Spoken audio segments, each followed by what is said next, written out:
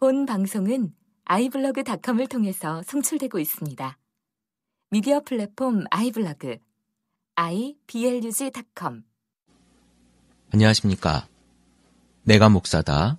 행복한 교회 김종현 목사입니다. 오늘은 제가 오래전부터 해오던 사역에 대해서 하나 소개해 볼까 합니다. 저는 행복한 나눔이라고 하는 재능기부 단체를 운영하고 있는데요. 운영이라고 표현해서 그렇지 그냥 재능기부 단체를 통해서 사역을 하나 진행하고 있는 것이 있습니다. 바로 청소년과 함께하는 행복한 음악회를 진행하고 있어요. 벌써 3년, 2011년부터 진행하고 있었던 것 같은데요. 문화적으로 소외되어져 있는 곳에 문화를 소개하고 또 제가 또 가까이 아는 지인들 중에 음악을 하시는 분들이 계셔서 그분들과 함께 국악과 기악 그리고 성악을 들려주는 클래식 위주로 이렇게 진행을 했던 그런 프로젝트입니다. 물론 제가 돈이 많아서 그분들에게 개런티를 다 주고 이렇게 하면 좋겠지만 그게 안 되는 상황에서 제가 재능 기부를 해달라고 부탁을 했고 문화 소외 지역 친구들에게 청소년들에게 그분들이 흔쾌히 재능 기부를 해주셨습니다.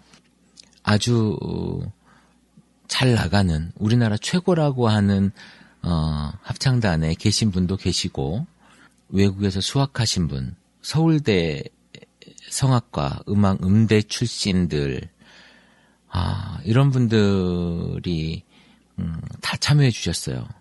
국악팀도 우리나라 유수의 국악팀이 참여해 주시고 우리가 청소년들을 위해서 공연을 했습니다.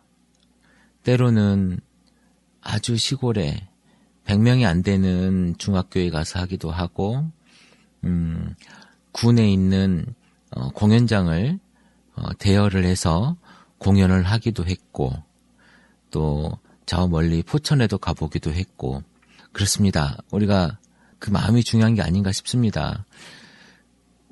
제가 그 청소년들에게 음악을 들려주고자 했던 이유는 이거예요. 수도권과 서울에 있는 친구들은 청소년들이 굉장히 많이 집중되어져 있지만 인구가 많기 때문에 당연하겠죠. 그런데 거기 있는 친구들은 인프라가 없는 게 아니잖아요. 돈이나 노력을 안 할 뿐이지. 그런데 서울에서 1시간만 차를 타고 경기권 끝으로 간다거나 아니면 조금만 더 충남이라던가 아니면 충북이라던가 강원도 그리고 전라도 경상도 이렇게 권역들이 있지만 이쪽으로 한번 내려가 보십시오. 거기에는요 1년에 한 번 많이 오면 2번 이렇게 올까요? 공연이라고 하는 걸 볼 수가 없습니다. 그리고 또 하나는 부모님들이 그런데 데려가 줘야만이 아이들이 보는 거지. 그게 안 된 다음에 아이들이 먼저 찾아오기는 참 쉽지 않죠. 알지도 못할 뿐더러. 실제로 제가 그런 경험을 했습니다. 저는 전라남도 바닷가에서 어린 시절을 보냈는데요. 제가 중학교 2학년, 3학년 때로 기억이 돼요. 그때 저는 지금도 노래를 잘 못하지만 그때 음악 시간이 너무너무 싫었던 것 같아요. 못하는데 일어나서 노래도 시켰고 그랬던 기억이 있는데 그 중에 한 번이 이런 기억이 있습니다. 혹시 기억하시는지 모르겠지만 80년대에 나온 그 카세트 2개 들어가는 카세트 테이프가 2개 들어가는 그 큰 뭐라고 하죠? 녹음기 라디오 이런 게 있었죠. 휴대용 뭐라고 해야 될까? 데크라고 해야 될까요? 갑자기 이름이 생각나지 않네요. 그런 것을 음악 선생님이 가지고 다니셨어요. 그러니까 휴대용 오디오가 되겠죠. 그래서 그거를 책상 위에 탁 올려놓는 순간 제가 제일 싫어하는 순간입니다. 그렇다고 자주 하는 것도 아니고 한 학기에 한 2번 정도? 음악은 기억나지 않지만 제목은 기억납니다. 마왕이라고 하는 음악이었는데요. 그 음악을 선생님이 글쎄 여러분 기억하실지 모르겠습니다만은 그 EMI 노란색 테이프, 혹시 클래식을 좋아하시는 분들은 아마 기억하실지도 모르겠습니다. 그 테이프를 거기다 넣어요. 거기에다 넣고 음악을 틉니다. 음악을 틀고 나서 뭐라고 이야기하냐면, 자, 오늘은 감상문을 쓰는 거야. 오늘 음악 감상 시간이야. 그리고 갱지를 한 장씩 나눠줍니다. 갱지 위에 3cm 접고 그 밑에 이름을 적습니다. 왜 3cm 접는지 아시죠? 위에 그 철 해야 되니까 3cm 접고 이름 적고, 그리고선 이제 감상문을 내야 되는데, 사실 저 같은 경우 음악을 들을 기회도 없었고 그런 것들을 경험해보지도 못한 상황에서 그걸 들어야 했고, 거기에 대한 선 이해도 없는 상태에서 감상문을 적어내야 됐습니다. 그래서 제가 지금도 그 이야기를 하면 너무 창피한 부분이지만 저는 3줄 이상 쓸 수가 없었어요. 바이올린 소리가 뭐였는지도 잘 몰랐고요. 저게 어우러져가지고 어떤 느낌이 나는지도 몰랐고요. 그저 소리인데 무슨 소리인지, 저게 음악이라고는 하는데 몰랐던 겁니다. 그래서 중학교, 고등학교를 지나오고, 고등학교 때 제가 남자 음악 선생님이 있었는데, 고등학교 때 제가 경기도로 전학을 왔어요. 이사를 오게 돼서. 근데 그때 그 선생님이 내준 숙제 하나가 뭐였냐면, 각 악기별로 음악을 녹음을 하고, 그때는 이제 테이프에 녹음하는 게 있었어요. 그래서 동네 레코드 가게에 그걸 부탁을 해서 각 악기별로 녹음을 해서 이 악기가 무슨 소리가 나는지, 어떤 음악을 내는지에 대해서 그 테이프를 듣고 그 테이프를 틀어주면서 악기를 맞추는 시험을 한 달 정도 해서 중간고사로 봤던 기억이 납니다. 그때 제가 그 악기 소리를 제대로 처음 들었던 것 같아요.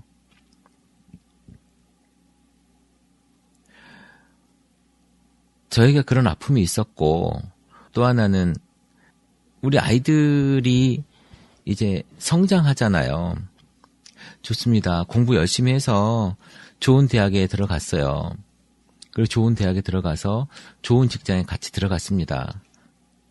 그런데 여러분 생각해 보세요. 문화적인 어떤 그 경험이 떨어진 공부 잘하는 사람과 문화적인 경험이 풍부하고 공부 잘하는 사람과 직장에서 함께 직장 생활을 하다 보면 분명히 그 차이는 드러난다고 봐요. 그런데 우리가 시골이나 아니면 문화 소외 지역에 있는 아이들은 이건 자의에 의해서 문화 소외 지역에 있는 게 아니잖아요. 그 인프라를 누가 해줘야 됩니까? 있는 사람들이 그걸 만들어주면 돼요. 우리가 나누면 되거든요. 우리가 나눠야 됩니다. 그랬을 때 그 아이가 우리 대한민국의 미래라고 생각한다면 그 아이들을 위해서 우리가 열심히 해야 되는 게 아니겠는가, 이런 생각을 제가 해봅니다. 그래서 많은 분들이 거기에 대해서 동참해주고 있으시고, 이번에는 제가 행복한 나눔이 제가 좀 행정 능력이 좀 떨어져요. 저는 막 하는 성격이라 행정 능력이 좀 떨어져서 나마스테 코리아라고 하는 그 사단법인 단체가 있는데요. 이 비영리 단체에서 그 행정을 조금 지원을 받고 저희가 한국문화예술위원회에 프로젝트 신청을 해서 이번에 당선이 됐어요. 당선이 돼서 지금 상반기에 4번, 지금 여러분 잘 아실지 모르겠지만 한반도면이라고 영월에 있습니다. 한반도면, 그리고 저쪽에 군산에 있고요. 장성, 그리고 진도까지 이렇게 4군데 상반기에 8월 달까지 공연을 해달라고 요청이 왔고 거기로 갈 겁니다. 여러분들 많이 응원해 주시고, 우리 청소년들이 정말 문화 소외 지역에서 공부도 열심히 해야 되겠지만 건강하게 잘 놀기도 해야 되겠지만 문화를 또 경험하고 그 문화 속에서 더욱더 아름다운 문화를 창조해 나갈 수 있는 아이들이 됐으면 좋겠다라는 생각을 합니다. 또한 아티스트들 분들에게도 제가 말씀드리는 부분이 뭐냐면 지금 여러분들이 좀 힘들고 지치지만 이 지치고 힘든 이유가 뭐냐면 건전하게 지금 문화를 소비할 수 있는 인프라가 없는 거거든요. 음악을 하는 사람들, 예술을 하는 사람들은 많지만 이분들이 얼마 전에 통계에 나왔더라고요. 100만 원 이하로 살아가는 아티스트들에 대한 비율. 그래서 뭐 미술가, 문학가가 가장 많더라고요, 비율로. 음악하는 사람도 많이 있고. 이런 분들이 궁극적으로 뭐냐면 뭐 실력도 실력이지만 중요한 건 설 무대, 나에게 개런티를 주고 노래할 수 있는 무대가 부족한 거거든요. 그 무대는 과연 어떻게 되어지느냐. 소비할 수 있는 사람들이 있어야 무대가 만들어지는 거거든요, 사실은. 이건 선순환 구조를 만들어야 되겠다. 우리가 지금 그 아이들에게 음악을 나눠주고 문화를 나눠주게 되면 그 아이들이 나중에 한 세대가 지나면, 아니 10년만 지나면 15살짜리가 30살이 되잖아요. 그 아이들이 직장에 다니면서 문화를 소비할 수 있는 아이가 된다는 거죠. 그럼 그 아이들이 무엇을 하겠습니까? 건전하게 문화를 소비할 수 있는 사람들, 그리고 삶의 질도 높아질 수 있는 우리 아이들이 될 수 있다는 거예요. 우리의 미래지 않습니까? 우리가 우리의 미래에 투자하지 않으면 누가 우리의 미래에 투자를 하겠습니까? 제가 돈이 있고 뭐가 있어서가 아니라 우리 아이들에게 건강함과 희망과 꿈을 이야기해주고 싶을 뿐입니다. 그리고 그 아이들이 행복한 아이들이 되었으면 좋겠다라고 하는 생각이 들어요. 이게 선교와 목사로서 전도와 무슨 상관이 있느냐라고 이야기할지 모르겠지만 저는 이렇게 생각합니다. 내가 그 앞에 가서 당신들 예수 믿어야 천국 간다고 이야기하지 않아도 목사가 그 사람들 앞에서, 그 청소년들 앞에서 말하고 있는 것 자체가 저는 선교라고 생각해요. 삶의 모습으로 보여주는 게 중요하지 않겠습니까? 내가 목사다를 듣는 여러분들 삶의 자리에서 꼭 저처럼 무엇을 만들어서 하라는 것이 아니라 우리의 청소년들을 아끼고 보듬고 사랑해 준다면 그것이 더욱더 큰 나라를 사랑하는 일이고 우리의 미래를 우리가 키우고 있는 것이라고 생각합니다. 여러분 혹시 기억나시거나 가다가 보시거나 행복한 나눔이라고 하는 이야기를 듣게 되시면 아, 내가 목사다를 진행하는 김종윤 목사가 하는 것이구나 라고 생각해 주면 감사하겠습니다. 물론 행복한 나눔에 대한 데가 되게 많아요. 비영리 단체 쪽에서도 판매하는 곳도 있고요. 여러 군데가 있습니다. 저는 아직 사단법인은 아니고요. 사업자 등록증만 하나 냈습니다. 그래서 행복한 나눔이라고 냈고요. 행복한 나눔은 아마 사단법인 등록은 못할 것 같아요. 행복한 나눔이라고 하는 사단법인이 있어서 아마 저는 지금 행복한 나눔들이라고 하는 이름으로 등록 준비를 하고 있습니다. 물론 절차들이 좀 필요하겠지만 우리가 정말 나누는, 그리고 그 나눔으로 인해서 행복한 그리고 기쁜 그런 삶을 살았으면 좋겠습니다.